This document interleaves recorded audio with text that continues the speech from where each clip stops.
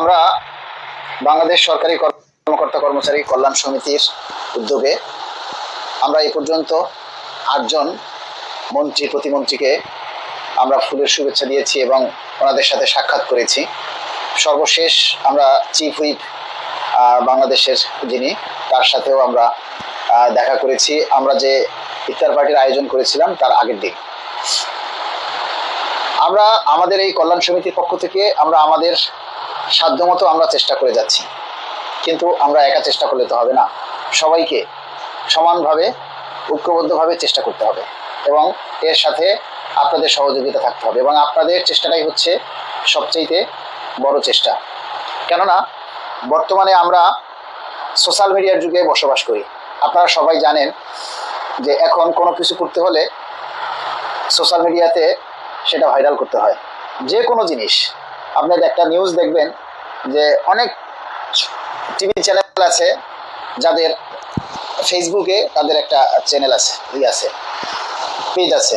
আপনার বলেন এনটিভি বলেন, RTV বলেন, ইটিভি বলেন, সমস্ত টেলিভিশনের ফেসবুকে তাদের পেজ আছে। তাহলে সেই ফেসবুক পেজে যদি আপনারা সহযোগিতা না করেন তাহলে কিন্তু আমাদের আগানো সম্ভব নয়। দেখবেন যে কোথাও একটা যদি দুর্ঘটনা ঘটে সেটা সামাজিক যোগাযোগ মাধ্যমে ভাইরাল হয়ে যায় এবং তারপরে প্রশাসনের টনক নড়ে। কিন্তু আমরা দেখতে পাচ্ছি যে আমাদের সরকারি কর্মচারী ভাইয়েরা কেমন ঝিমিয়ে গেছে। হয়তো আপনারা বলতে পারেন যে আমরা এখন ক্লান্ত, আর কত প্রচার করব, আর কত দাবির কথা বলবো।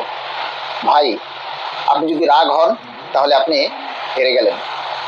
আপনাকে ধৈর্য ধারণ করতে হবে। কেননা একটা সরকার মানে অন্তর্বর্তীকালীন সরকার আমরা পার করেছি, আমরা অনেক ধৈর্য ধরেছি। তার আগে আমরা আওয়ামী লীগ সরকার পার করেছি, আমরা ধৈর্য ধরেছি। এখন গণতান্ত্রিক সরকার এসেছে, তাকেও তো আমাদের কিছুটা সময় দেওয়া উচিত, কারণ তারাও তো একটা সিদ্ধান্তে আসবে।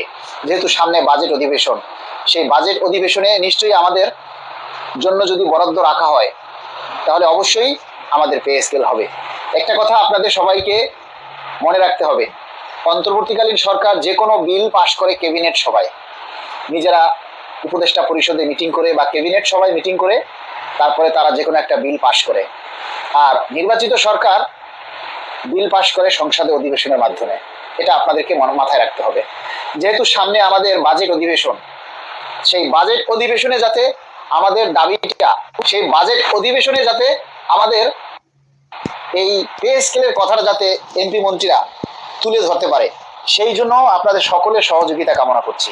এই সোশ্যাল মিডিয়াতে আপনারা সবাই একটু বেশি বেশি লেখালেখি করবেন, বেশি করে প্রচার করবেন। নিজের দাবিটা নিজে একটু তুলে ধরুন না ভাই।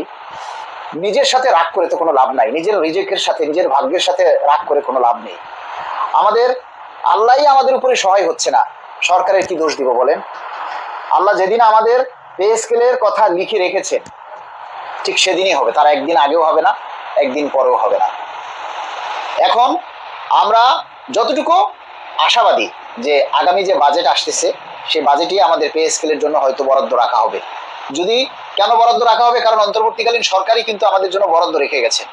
তাহলে এই সরকার যদি আমাদের সেই বরাদ্দ না রাখে তাহলে কিন্তু সরকারের সাধারণ কর্মচারীর মধ্যে একটা বিতর্কের সৃষ্টি হবে যে অন্তর্বর্তীকালীন সরকার পে স্কেলের জন্য বাজেট রেখে গেছে আর এই নির্বাচিত সরকার এসে আমাদের সেই বাজেট রাখেনি। তখন কিন্তু সরকারি কর্মচারীদের মধ্যে একটা অসন্তোষ দেখা দিবে। আমরা আশাবাদী মাননীয় প্রধানমন্ত্রী তারেক রহমান অবশ্যই আমাদের আগামী সংসদে, আগামী জুনে বাজেটে আমাদের পে স্কেলের জন্য অর্থ বরাদ্দ রাখবেন এবং সেজন্য দাবিটা বেশি বেশি জোরালো করতে হবে।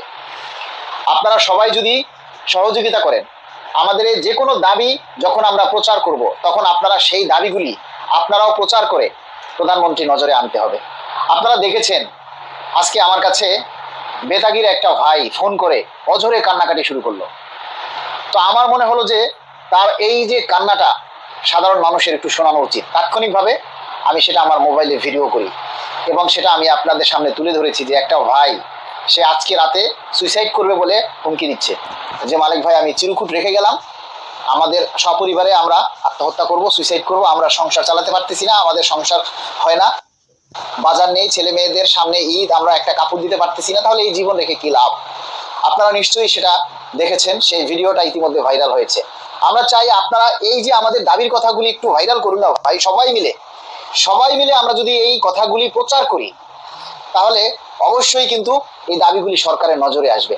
এবং এই অল্প স্বল্প একটা দাবি যদি প্রচার হয় বা ভিউ হয়, তাতে কিন্তু আমাদের এই দাবির কথাগুলি সরকারের নজরে আসবে না। সরকারের নজরে আসতে হলে মিলিয়ন মিলিয়ন একটা দাবি প্রচার হতে হবে, তখনই সেটা প্রশাসনের টনক নড়ে।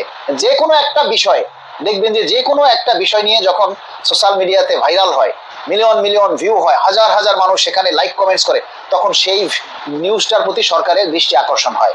তথ্য প্রযুক্তির মাধ্যমে, যেহেতু তথ্য মন্ত্রণালয় রয়েছে, তাদের মাধ্যমে এই দাবির কথাগুলি তখন সরকারের নজরে আসে।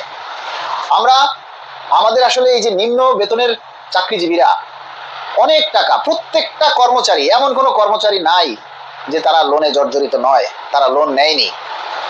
তারা যে বোনাস পায় ৮,২৫০ টাকা চাকরিতে, ৮,২৫০ টাকা যদি বোনাস পায়, এই বোনাস দিয়ে কি হবে বলেন? ৩২০ টাকা দিয়ে একটা শার্ট কেনার সাহস হয় না ফুটপাত থেকে।